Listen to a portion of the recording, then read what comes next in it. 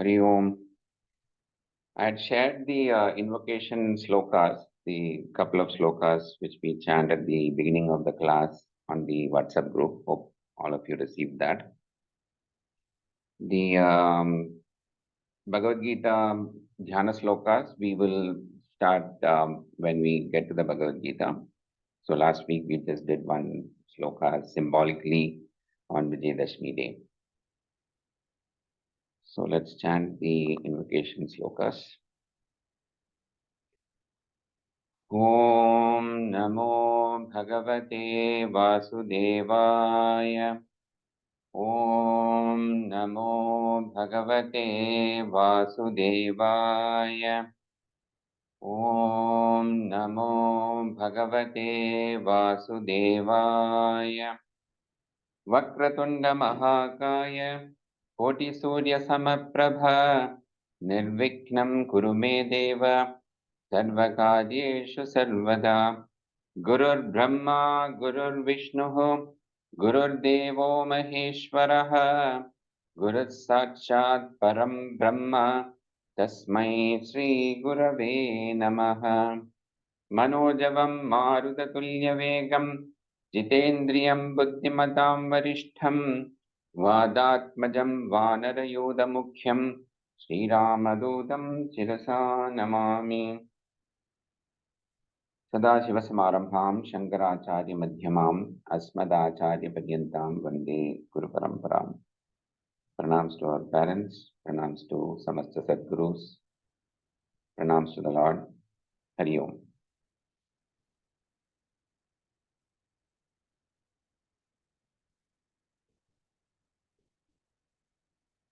So we just had a initial class last week.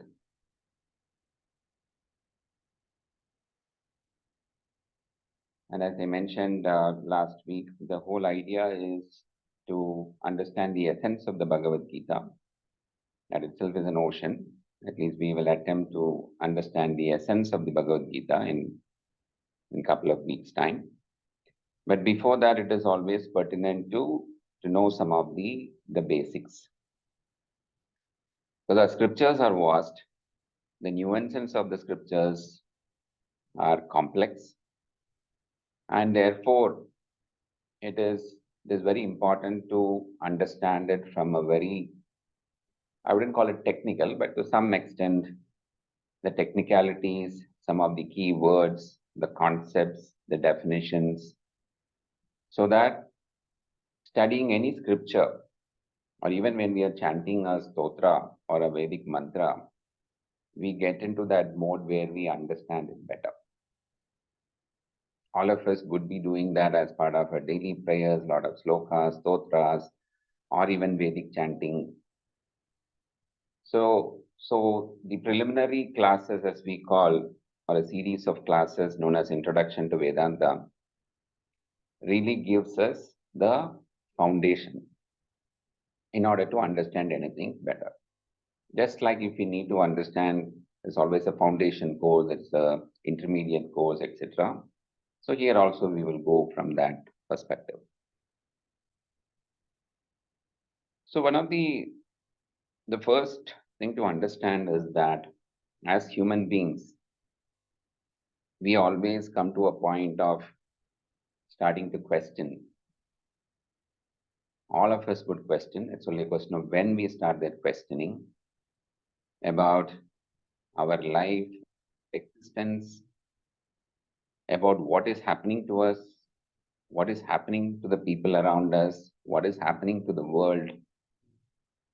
And as an intelligent being, as humans are endowed with the faculty of intelligence, we start questioning.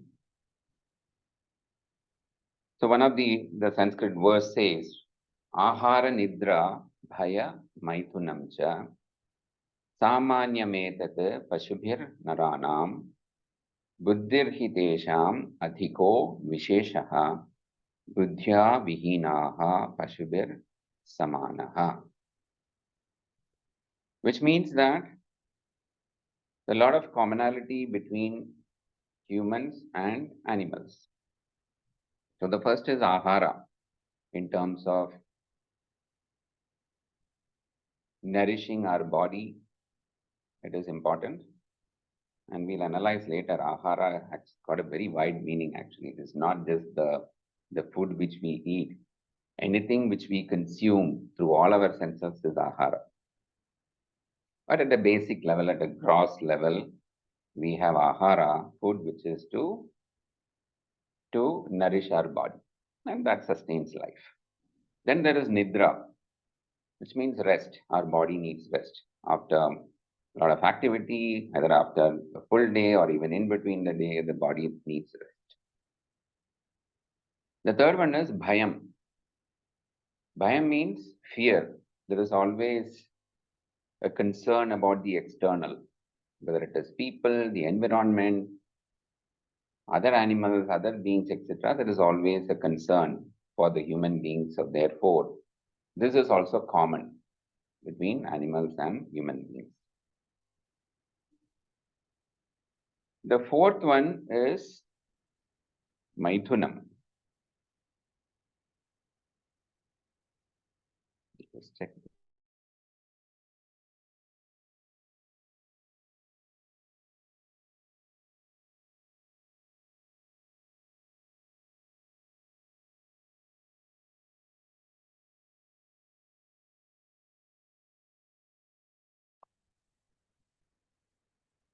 I hope the audio is okay now.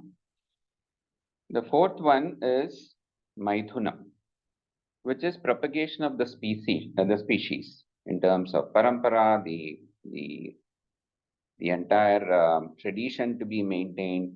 So this is also something which is common.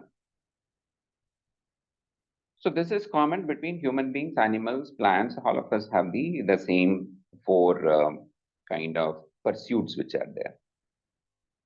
But what differentiates buddhirhi tesham adhiko visheshaha, which means that the human beings are endowed with a higher level of intellect. Why I say higher level? Because animals are also endowed with intellect. But we are endowed with a higher level of intellect, which helps us to question, which helps us to understand, which helps us to analyze. And the last part of that verse is that buddhya vihinaha pashubir samanaha. It doesn't mean lack of intellect. It means if we don't utilize this faculty of our intellect, which we are endowed with properly, we are as good as animals, or sometimes even worse than animals, right? If it is in the opposite direction. So,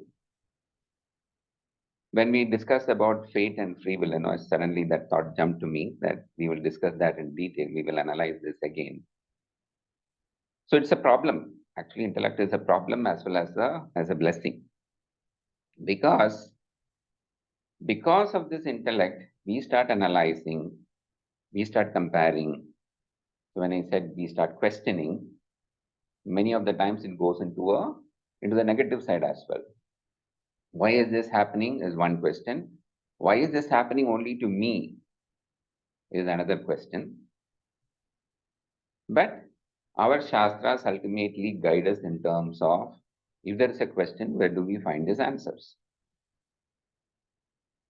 So, the pursuit of human beings, because of this intellect, there is always a goal in terms of improving ourselves. All of us want to be better in whatever we do, wherever we are, even if it is materialistic, we want something better. That's why all of us are here today in this class, in terms of telling, okay, let me learn something new, which will help me improve my life or improve the lives of people around me. So with that intent, the human beings always look for betterment. Because of that, there are certain actions which we start doing and we start planning. This is another byproduct of the intellect. Because we want to do something different to be better, right? We all agree that if we need to be better, we need to do something different. doing the same thing is not going to help us better ourselves. Yes, it can help us to be disciplined, there is a routine, etc., etc. But if we want a different result, we have to do a different action. And therefore, we start planning in terms of finding out how can I do this? Where can I get this? What do I need to do this? And therefore, we have different goals to achieve those. Right? So we have goals, and then we find out the means, the way to achieve those goals. Now, all of us have goals, whether we realize that, okay, are these really goals, etc. Right from, say, planning, we all of us had the goal today, I want to attend this class today. That was a goal. And for that, we look at the means in terms of, okay, where is this class? How do I log in, etc., etc. We find out the next steps for those. But this goal itself, if you see, is a means for something bigger. There is a bigger goal. Why am I attending this class? Not because of the fact that I don't have anything better to do, because I have been told or somebody told me that, yes, I will learn something new, which will help me or which may help me. So like that, we have different goals. I have to go today. Yes, this meeting is there. I have to buy this, buy that. Short-term goals. I've got medium-term goals, and I've got long-term goals.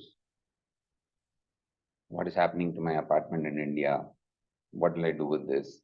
Where is my investment in this thing? What is happening with my job? What is happening with my children? Their goals become part of my goals. So all of us have goals. Now, the way to analyze this, understand this, is that all the goals which we have, some of us may be having the practice of writing them down. Right? Management experts say that it is good to write them down, so that writing itself gives energy to that in terms of achieving something different, something new.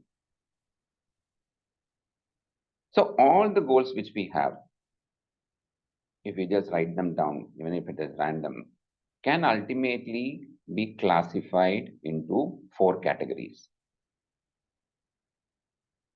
The first one is called Artha. Now, in these classes, one of the things I wanted to encourage all of you and tell is that whatever we have been doing so far, whether it is a ritual, a shloka, we will find reference to all those in these classes. Otherwise, I would request you, please bring those references and context back to these classes. Right? Because the main purpose of this class is to bring relevance to whatever we are doing. So, in the Sankalpa, for a puja, we say, Dharmartha Kama Moksha. Many times, earlier days, we would have, I used to chant it just without even understanding what I'm chanting. But that actually embodies the entire goal or pursuits which human beings do. Dharma, Artha, Kama, Moksha. Chaturvida Phala Purushartha Siddhyartham. So, that itself we can elaborate for another 5-6 hours. So, starting with, what is Purushartha? Purushartha itself means goals of the human being. Purusha here means humans. Artha means goal. Right? In terms of our pursuit. Artha, the word itself, Sanskrit, there's another, some of you may be studying Sanskrit or studied Sanskrit in detail. Artha itself has got a lot of meanings. One of the meaning of the word Artha itself is meaning. Artha also means security. So, Dharmartha, Kama, Moksha, these are the 4 Purusharthas or goals. We will analyze one by one. So, the first one is Artha. So, relating to the sloka which we looked at, that is one of the basic things, where Artha here means security for ourselves. Security for everything. So, it could be physical security, financial security, I want security of the places where I am staying, etc., etc. At a basic level, we can say food, so that is security because I want to protect or nourish my body, shelter, clothing, take care of our health, right, for the future. So that itself comes under artha. There are certain actions which we do in terms of and getting a new experience or getting a new material or a new relationship. Whereas there are certain actions which we do sometimes to get rid of certain things, to get rid of a material or get rid of a relationship or get rid of a certain experiences. So the basic goal, again, if you analyze, it is either dukkha nivritti, which means to eliminate or reduce the pain which I am having, or sukha prapti, right? So the base level, if there is a pain, our endeavor is always to get rid of that. In terms of there is some ailment to the body or to the mind, etc., etc., our first endeavor would be to get rid of that pain. Because without getting rid of that, it's difficult to have a proper foundation for sukha prapti, right?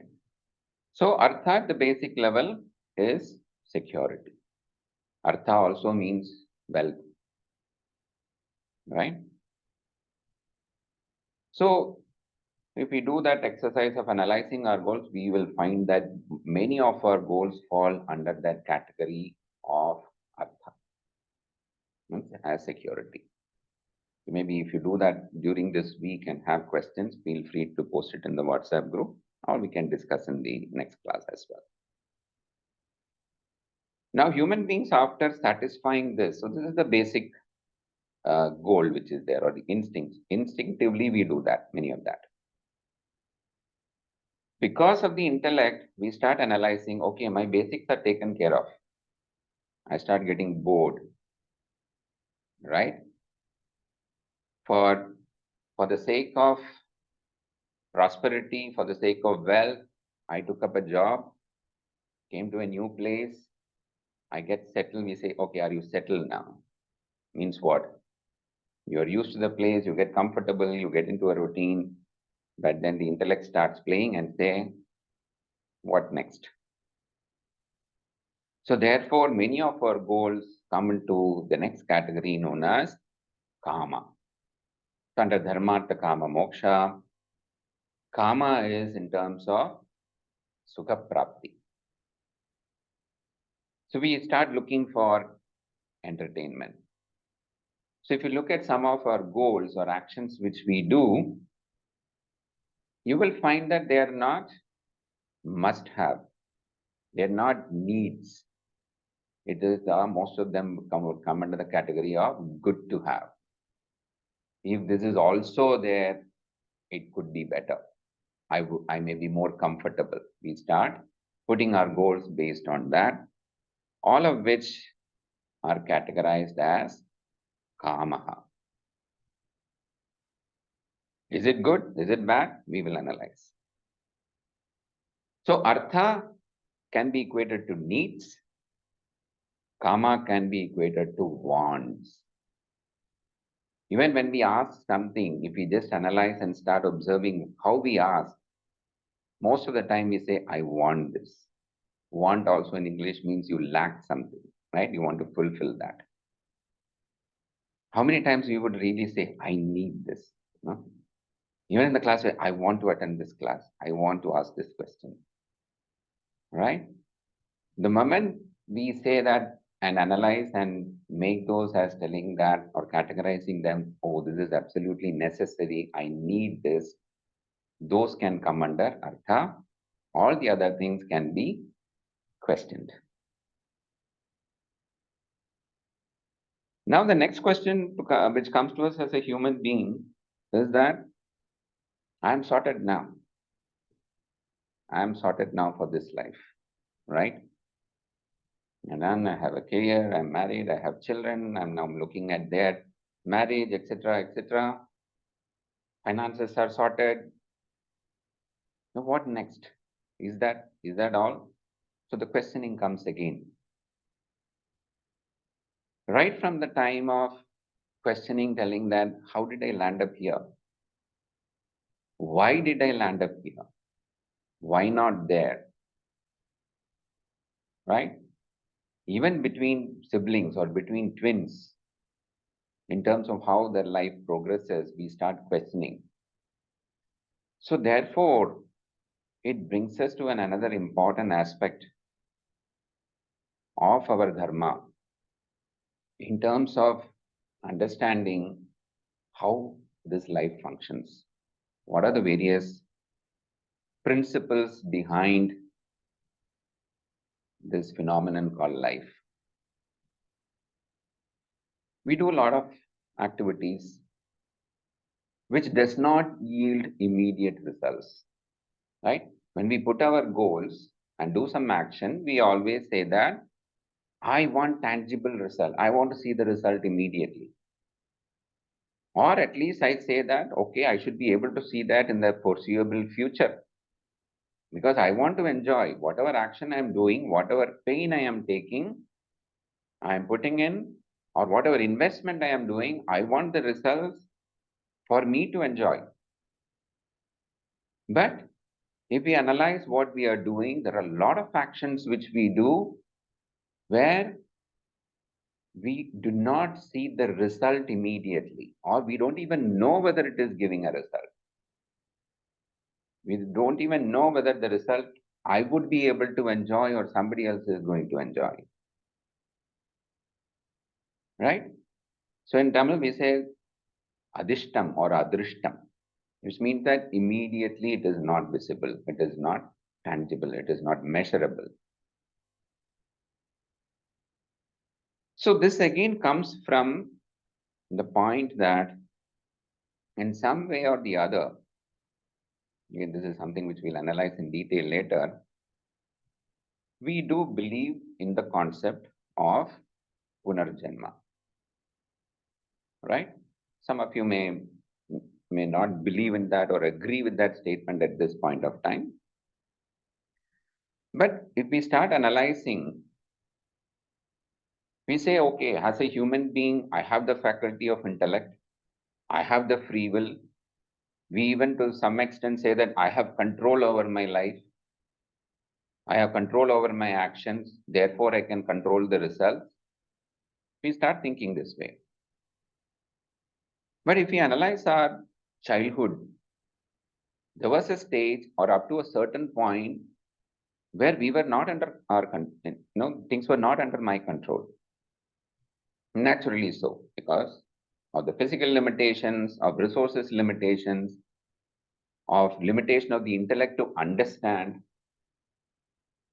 So the first question comes is who controlled that? Who was controlling it? It is my life. I was born, but somebody else controlled it. So this is where the concept comes in terms of telling that the aspect of dharma or punyam. When we analyze law of karma, we'll get into a lot of details here. Which means that I was born into certain circumstances and given certain base level of resources and faculty based on something which I did previously. Very heavy topic. Let us analyze from our own understanding or what understanding we have about today. Whatever I am today, whatever I have today, what I'm experiencing today is the result of what? Is the result of certain actions which I have done in the past. I can relate it to what I have done yesterday, to what I have done 1 week back, to 1 month back, 1 year, 10 years back. Right?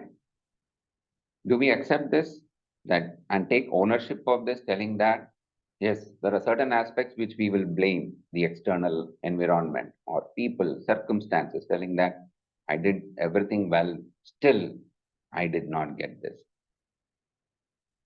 There are so many experiences which we will have. So we will understand that also as to why does it happen? Why is it that 100% it is not under my control? So therefore, I am doing certain things today to ensure that one is my present is good, there is sukham, there is no dukkham, but I am also accruing certain things for tomorrow, for the next week, for the next month, in terms of telling that, yes, I know that if I do this, if I do walking every day for 45 minutes, I wouldn't see the result immediately, but I know that in 1 month's time, it is going to improve my health, tangibly and intangibly. So therefore, many of the things which we do as rituals on whatever is prescribed to us, but by our parents, our forefathers, our gurus, there are a lot of those which gets accrued in that category known as dharma. As dharma. Dharma has got again a lot of meanings. So basically we can say that artha is current security, dharma is future security. Dharma is for future security. Right? We will come to the fourth one of moksha in a minute. Now these three, artha, kama, and dharma. But in our chanting, we say dharmartha kama moksha. So there again, there is a reason why dharma is put first. These three put together, there is a new term which is given to that known as prayas.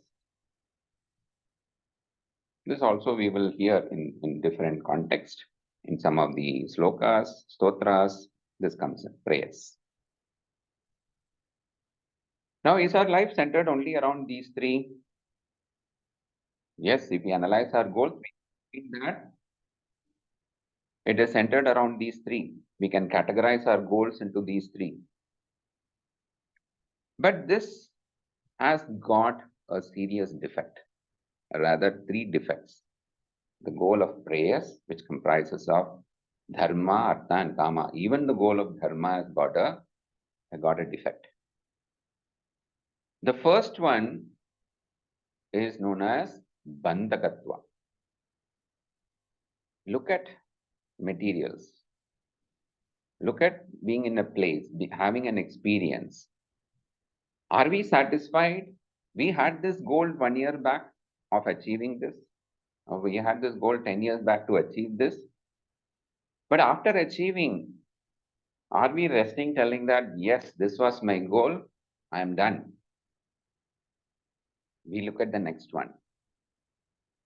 So there is a famous verse in Malayalam called in Jnanapana. It says, Shadamagal Sahasram Madiyannam, 10 Gettigal Noor Madiyannam, Shadamagal Sahasram Madiyannam.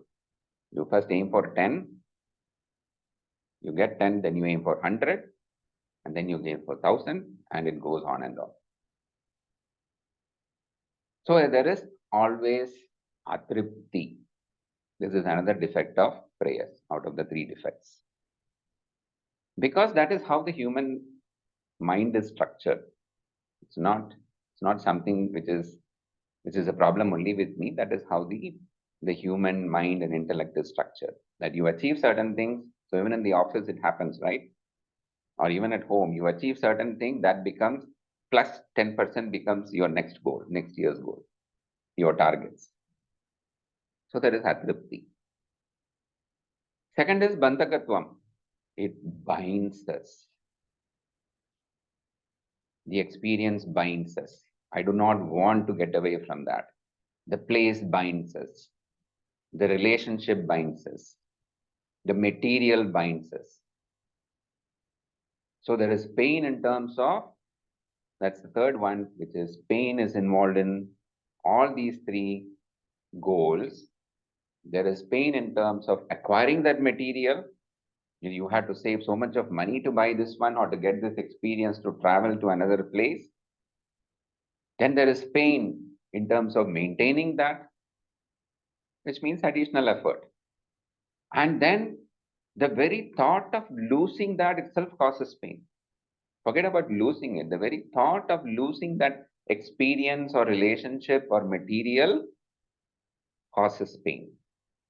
And unfortunately, if there is an actual loss, again there is pain. Right?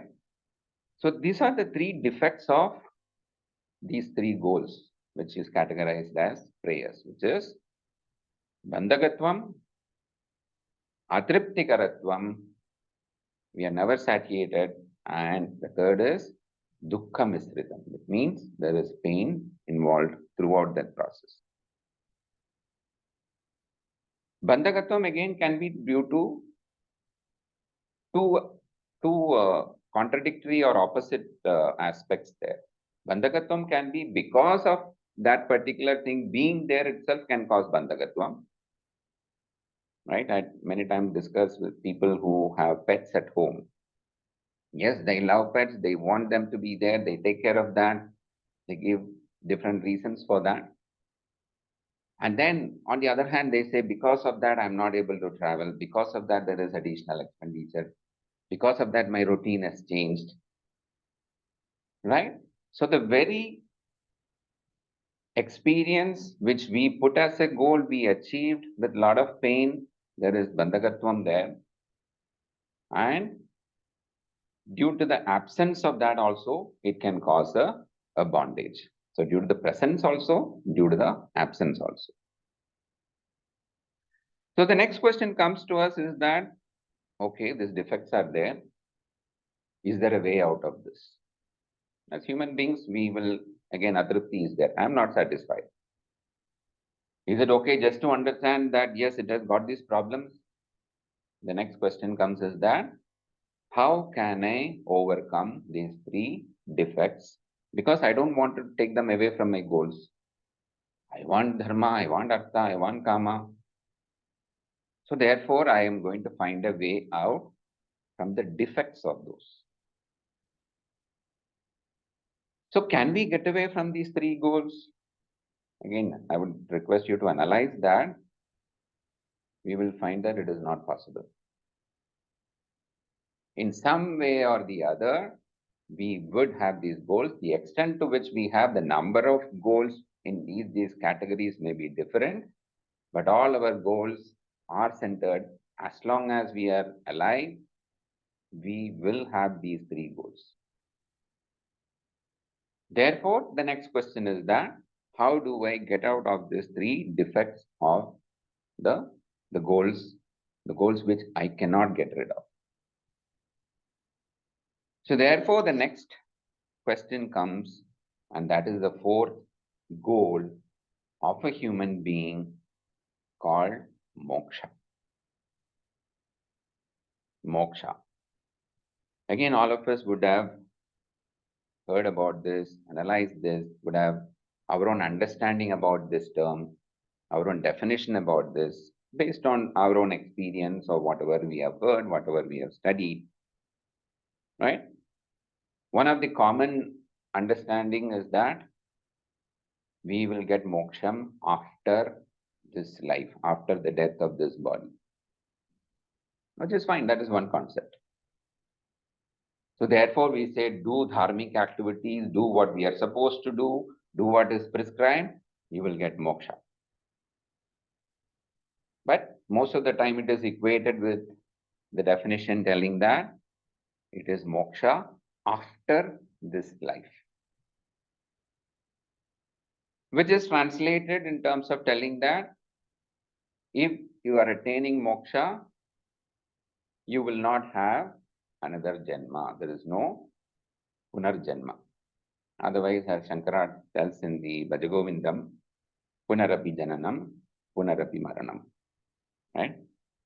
So otherwise we say that if you don't attain moksha, you are going to have a punarjanma, a rebirth So now relate with what I just mentioned earlier.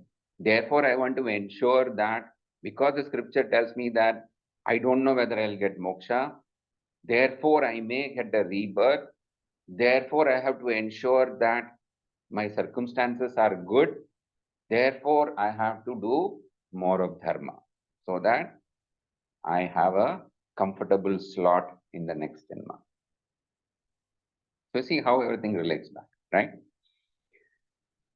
But the question again is that I don't know whether I'm going to get moksha or not, right? I don't remember what happened in the previous Janma. I can only correlate based on certain indications, etc., etc. So therefore, the question comes is that as human being, I'm not satisfied with the next, what is going to happen to me in the next Janma. I say, is moksha possible here and now? Because I want to get away from this defects of prayers. I enjoy what I have. I enjoy materials. I enjoy the place. I enjoy my relationship. I don't want to get away from that, but I want to get away from the defects of that. The Shastra says, yes, there is a way. There is a way. Again, if we analyze our goals, so it's an interesting exercise, when if you are starting to write it down now, if we analyze our goals, what we wrote 10 years back, 15 years back, or start from today and analyze it 1 month later, 1 year later, we will find that certain things which we are doing, which we did, or we put as our goals, which were giving us those 3 defects of bandhakatvam or atrapti, etc., some of them would have faded away. Even if those goals are still there, those pursuits are still there, some of the defects we would have overcome or outgrown them. You say, no, we outgrow some of these desires, some of these goals. With time, it happens. At different stages of life, it happens. So that is something which has happened naturally. We say with time, certain things get healed with time. Certain things change with time. But is it possible to deliberately do that? I don't want to wait for another 10 years to get out of those problems of prayers. Can we deliberately do that? Can we forcibly attain that state? Our Shastra says, yes, it is possible. So moksha, that is what's known as the Shreyas. So the first 3, Dharmartha Kama, is classified as prayers. You will find the reference of that in many scriptures. Whereas moksha is also known as the Parama Purushartha. The ultimate goal of a human being is moksha. Whether we realize it or not, actually we are all striving for that. But we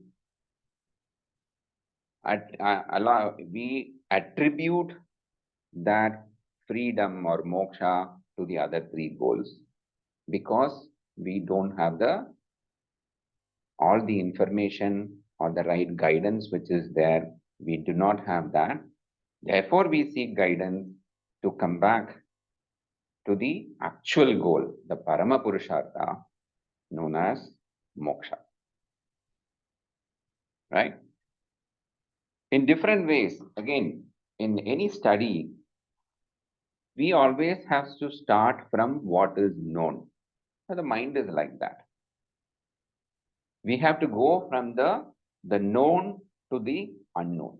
That's why I'm bringing in all examples which we can relate to. We have to start from the known to go to the unknown. So even when we say direction, we say, okay, do you know this place? Okay, do you know Coimbatore? Do you know this place? From there, you have to take a left. So you look at this landmark. Do you know? Okay, you know. Therefore, we go from the known to the unknown in terms of guiding somebody else. So the same thing applies here also. Take any one goal of say, I want to buy a new car because I'm not satisfied with, because Atripti is there. What is the purpose of the car? Just to go from point A to point B. Is my current car giving me that? Yes. But why do you want a new one? I'm getting bored of this. Or there are new cars in the market. My neighbor has got a different car. Right? So therefore, there is atripti, comes with comparison, etc., etc. And therefore, I want to get a new one. Is it legitimate? Yes, it is legitimate. It is with my own hard-earned money I'm going to do that. Or even if I'm taking a loan, I am going to pay the EMI. I'm not depending on somebody else. So why can't I enjoy the fruits of my own actions? Perfectly fine. Nobody's putting a sanction on that. Right? But the problem is, in terms of the moment you achieve it, within 1 week, within 10 days, within 1 month, we will find that, oh, there is a new model which has come in. So whatever we strived for and achieved, it starts giving us a bondage in terms of telling that, oh, if I had waited for 1 month, I could have bought a better one. So the inner freedom, which is not there to accept it it was based on my own goal. I analyzed and I bought it. That itself can be categorized as moksha. Will I stop having a goal of buying a new car? No, I would still have that goal, but I would say that, yes, I will do it after 5 years. I will do after 10 years. Till that time, I am not going to change it because I am dissatisfied or because I'm comparing with somebody else. So I free myself from that bondage to that particular object, to that particular material. It is there, it is helping me. When I am driving that, I am enjoying all the features of the car. Everything is fine, but I am not bound to it. I am not going to be bound by that. That is inner freedom. That itself is moksha in one respect. The second aspect of moksha is dependencies on all external factors. So material is one thing. We can now extrapolate it to all the other goals which are there.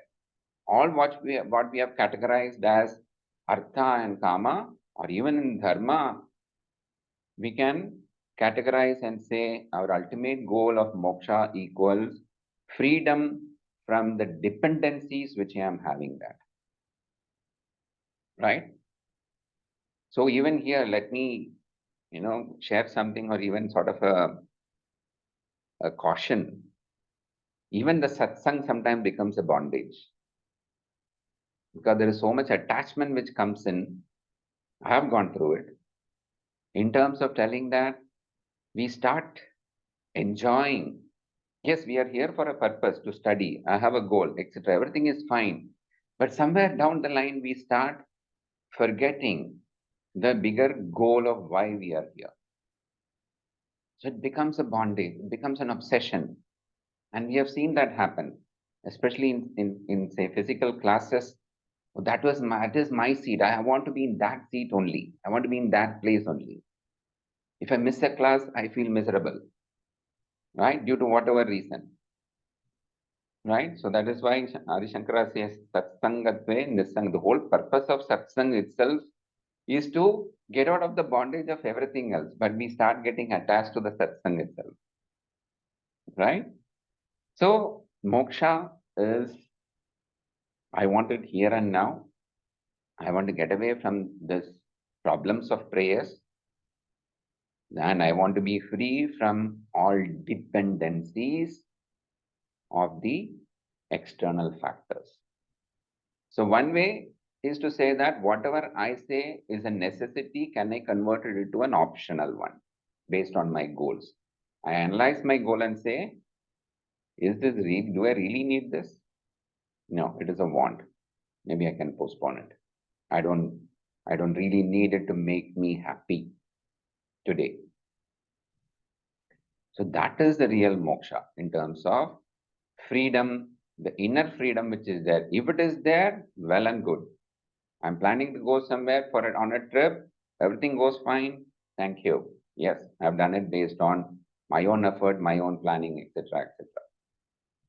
But if due to some reason it doesn't happen, I see what was the problem. Is there any mistake which I did? Do I need to do something better? I correct it. But fine, something has happened. I take the experience, I take the learning from that, and then get on with it. Rather than making that sort of, the negative experience which has happened, I don't allow it to bind me. That is moksha in terms of the freedom from the dependencies on any type of external factors. So I'll just stop here and see if there are any questions. We will touch upon this as we go along, especially when we analyze Bhagavad Gita. We'll definitely talk about this again. That's why it's good to understand some of these, the terms, terminology, concepts, etc. To dwell on that even as an independent exercise so that we are able to understand better.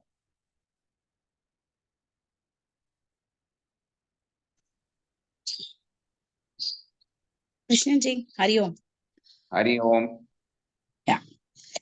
Very nice to be joining again. I was asking myself, is this my obsession to be a part of satsang, or what is my real purpose of joining this? But this feels like home. So yes, even if it is dependency for some time, it's okay, I think.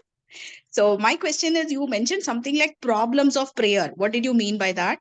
Problems of prayer, the punyam you acquire, or your I didn't understand that aspect, or maybe I didn't join early. Please, can you elaborate on that? The problems of prayers or pray?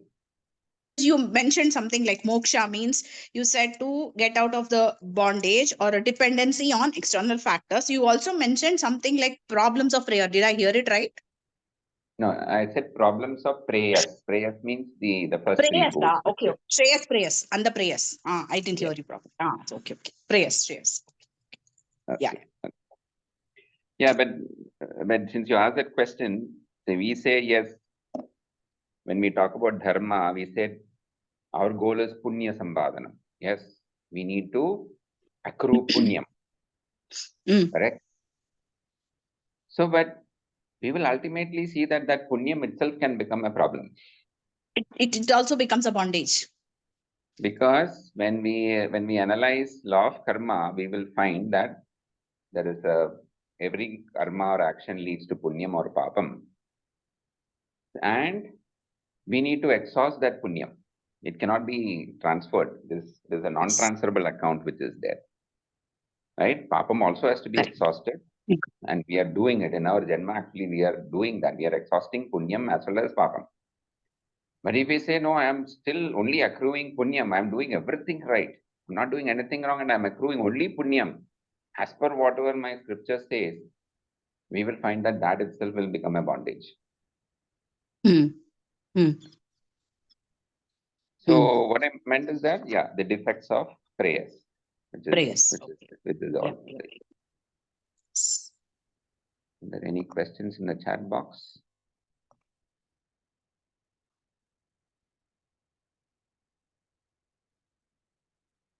Any other questions or thoughts?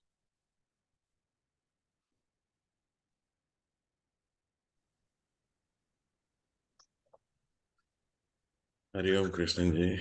Good morning. Yeah, my question was related to the sequence of dharma, artha, and kama moksha, the sequence. If you can just throw some light on it. Right. For the sake of analyzing, I started with artha because most of our goals will fall under that category. Right? Artha and then kama, it will fall under that category. So therefore, from the point of view of analyzing it, I started with artha and then kama and dharma. But if you really see, and we will see that, in terms, even within those three goals, dharma, why it has to be important, why it will gain the priority which is there. So that's why when we do the sankalpa, we start with dharma, dharmartha kama moksha. Dharma, that is because that is my primary duty. Then artha, because I need, as long as I am in this physical body, that will be my goal to protect my body, security, etc. And the third one, the last one, there is kama. Moksha, why it comes in the fourth sequence, there is because today I don't understand at all what is moksha. So, really speaking, it should all be moksha pratyartha. The only goal is moksha pratyartha. All the other things, what we are doing is incidental. But we confuse that. So, for example, as I mentioned, attending this class is to get some knowledge. Getting that knowledge is for what? So, in management, there's a theory of asking why 5 times. Right? So, why am I attending this class? Is to get some knowledge, get some clarity. Why should I get clarity? Because I have a dukkham now. I have a problem to be solved. Oh, I don't have any problem, but let me get something more out of this. Why? The ultimate thing, the only goal is moksha. But somewhere along the line, we forget that goal and start getting attached to the means. We get confused. Even when we talk, in terms of telling that, a simple example is that human beings, none of us would want to accept that there is death. None of us would want to accept it. We see death around. We go for a funeral, etc.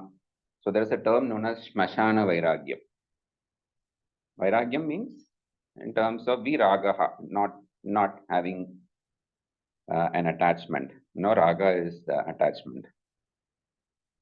Which means that though we see that all around, the initial couple of hours, couple of days, the thought will be there, oh, this is what is life about.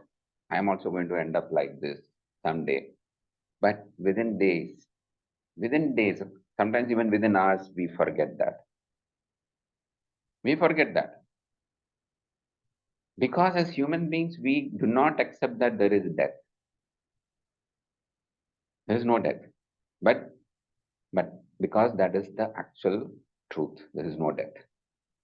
But the question is, death of what? We attribute it or we start confusing it with death of the body. Right? So that is where the, in terms of the sequence, which it comes in terms of the moksha is again the understanding of life, understanding of death also. That is real moksha. Okay.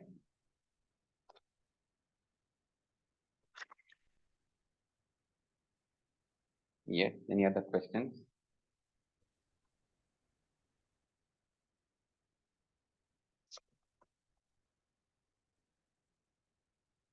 Good. So next week we will look at Shastra. So the next question comes is that, okay, I've understood all this, I've analyzed my goals. Where can I find answers? Right? So today we say Google. You just put a question, ask a question. You need not even type it now. We depend upon an external source. So even in questioning, a very interesting aspect. Children don't have any problem in asking questions, right? To the extent that we shut them off, telling that, because I don't know the answer, so I tell shut up. Or I don't have the patience to listen. I don't have the time to listen. Children do not have any problem in asking questions because that is the human nature. We also have so many questions, but we do not ask, especially in a group. Now, this happens in all meetings, everywhere it happens. After the class is over, there are 10 questions. Even for us, when we were attending classes here,